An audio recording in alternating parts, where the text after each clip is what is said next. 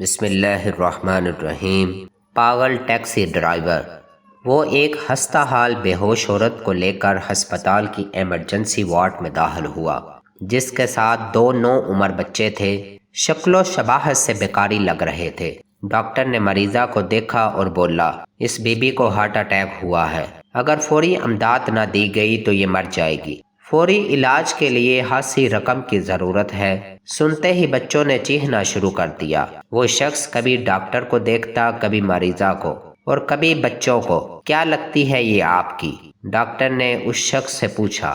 کچھ نہیں، میں ٹیکسی چلاتا ہوں، اسے سڑک پر لیٹے دیکھا، اس کے پاس بیٹھے یہ دونوں بچے رو رہے تھے، میں ہمدردی میں یہاں لے کر آیا ہوں، میری جیب میں جو ہے دے دیتا ہوں۔ اس نے جیب سے جمع پونجی نکال کر میز پر رکھ دی۔ ڈاکٹر نے پیسوں کی طرف دیکھا اور مسکراتے ہوئے بولا، بابا جی یہ بہت تھوڑے پیسے ہیں، ڈھیر سارے پیسے چاہیے۔ وہ بے بسی میں ادھر ادھر دیکھ رہا تھا، کبھی آسمان کی طرف دیکھتا، کبھی دیواروں کی طرف۔ اچانک ایک چمک سی اس کے چہرے پر عیاں ہوئی۔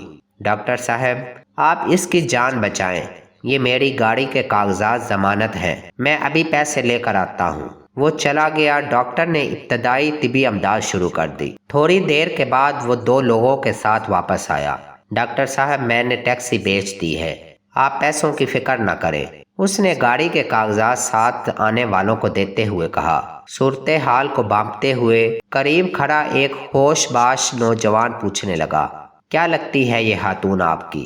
ٹیکسی ڈرائیور بولا، میں نہیں جانتا کہ یہ کون ہے، مگر کوئی رشتہ ضرور ہے جو مجھے اس کی زندگی اپنے روزگار سے زیادہ اہم لگی ہے۔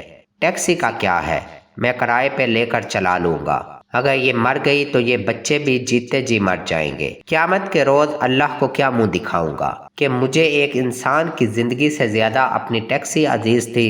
ساتھ آنے والے پیسے گن رہے تھے اور ساری کہانی بھی سن رہے تھے۔